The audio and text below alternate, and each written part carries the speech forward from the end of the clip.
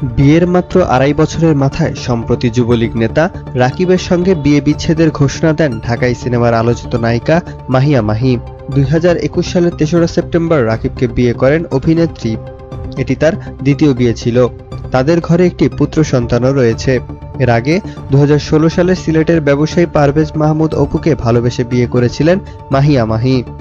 তার সঙ্গে ৫ বছর সংসার করার পর তাকে ডিভোর্স দেন এই অভিনেত্রী।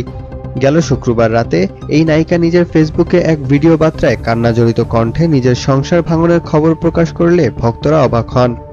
অনেকেই সন্তানের মুখের দিকে তাকিয়ে মাহিকে ধৈর্য ধরার অনুরোধ করেন। একাধিক বিচ্ছেদের ঘটনায় কেউ কেউ নায়িকার সমালোচনা করছেন। মাহির বিচ্ছেদ নিয়ে সোশ্যাল মিডিয়ায় যখন আলোচনা সমালোচনার ঝড় বইছে, ঠিক তখনই এই নায়িকার পাশে দাঁড়ালেন ছোট পর্দার পরিচিত মুখ অভিনেত্রী শবনম ফারিয়া। মঙ্গলবার বিকেলে নিজের ভেরিফাইড ফেসবুক পেজে এ সংক্রান্ত একটি স্ট্যাটাস দিয়েছেন শবনম ফারিয়া। সেখানে নায়িকা মাহির নাম উল্লেখ না করলেও স্ট্যাটাসটি যেন তাকেই উদ্দেশ্য করে দেওয়া হয়েছে সেটি স্পষ্ট। শবনম ফারিয়া বলেন, সবার পরিবার থাকে, পর্দার সামনে যারা কাজ করেন তারা কেউ সমাজ বা পরিবারের বাইরে নন। ধরেন কোনো কারণে আপনার বোনের সংসার টিকলো না, আর আশেপাশের মানুষ না জেনে তাকে আজে বাজে মন্তব্য করছেন, আপনার মায়ের কিংবা আপনার কেমন লাগবে? বিশ্বাস করেন সবার মা ভাই বোনদেরও একই রকম লাগে। তিনি আরো বলেন, কাজের ধরনের জন্য আপনারা পর্দার সামনে মানুষদের চেনেন। কাউকে আপনাদের ভালো লাগে, কাউকে কম ভালো লাগে, আবার কাউকে হয়তো ভালোই লাগে না।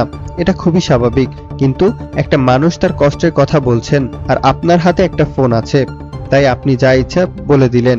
এটা খুবই খারাপ একটা প্র্যাকটিস।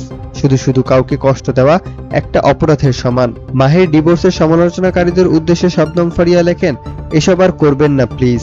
কারো কষ্ট কমাতে না পারলে কষ্ট বাড়ানোর কাজে ভূমিকা রাখবেন না। বিশ্বাস করেন কেউ ইচ্ছে করে কোনো সংসার ভাঙে না। যে যেই পেশাতেই থাকেন, সবাই স্বামী সন্তান নিয়ে সুখে থাকতে চান। মিনহাজ রহমান, প্রহর টেলিভিশন।